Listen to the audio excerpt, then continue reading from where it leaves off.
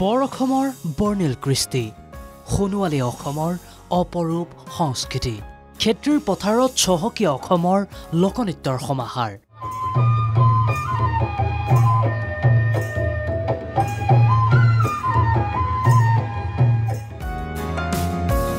অসম বুলিলেই নানা জাতি জনগোষ্ঠী অসম মানেই চহা সংস্কৃতিৰ উৰ্বৰ ভূমি বৰ অসমৰ পৰম্পৰাগত লোককৃষ্টি সংস্কৃতিৰ অপূৰ্ব সমাহাৰ কামৰূপত বিহু ঝুমুৰৰ পৰা বৰতিৱালৈ বৰঢুলীয়াৰ পৰা বানাইলৈ এক নৈসৰ্গিক তথা নান্দনিক পৰিৱেশ এয়া ক্ষেত্ৰীৰ কলামণি বাকৰি ডিমৰীয়াত লোকনৃত্যক জীয়াই ৰখাৰ প্ৰয়াসেৰে অনুষ্ঠিত হৈছে লোকনৃত্য সমাৰোহ বহুব্ৰীহী গোষ্ঠীৰ উদ্যোগত শুকুৰবাৰে অনুষ্ঠিত হয় মঘাই ওজা জয়ন্ত হাজৰিকা সোঁৱৰণী মুকলি বিহু আৰু লোকনৃত্যৰ সমাৰোহ প্ৰথমে অনুষ্ঠিত হয় মুকলি বিহু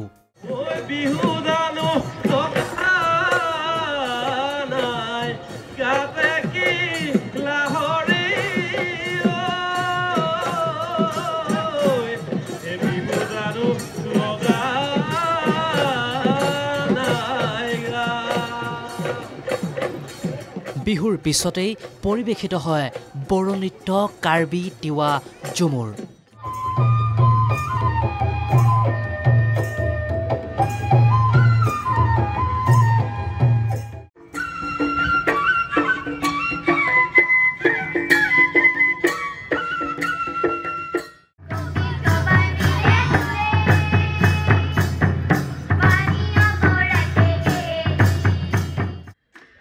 বৰঢুলীয়াৰ অপূৰ্ব প্ৰদৰ্শনে আকৰ্ষিত কৰে ৰাইজক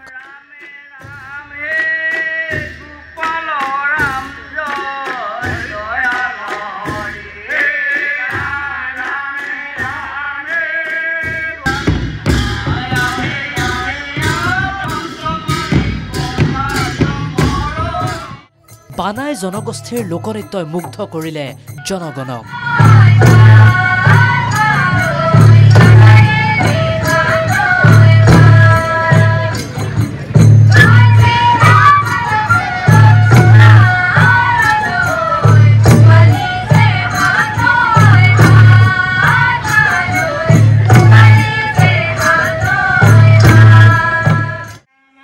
একেদৰে প্ৰদৰ্শিত হ'ল তুলুলুলু ভেট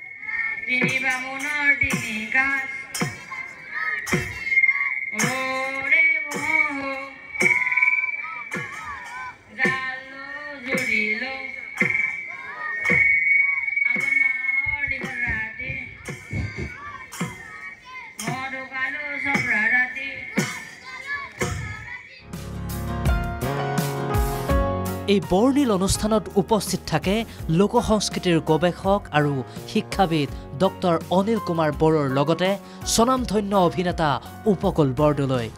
এইবেলি ৪৭তম বৰ্ষত উপনীত হয় ডিমৰীয়াৰ এই অনুষ্ঠানটোৱে প্ৰতি বছৰে এই কলামণি বাকৰিত আমাৰ এই মুকলি বিহুৰ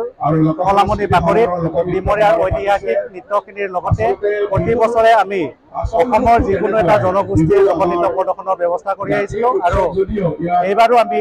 এই ধেমাজি জিলাৰ পৰা বানাই জনগোষ্ঠীৰ এটা লোকনৃত্য প্ৰদৰ্শনৰ বাবে আমন্ত্ৰণ কৰি আনিছোঁ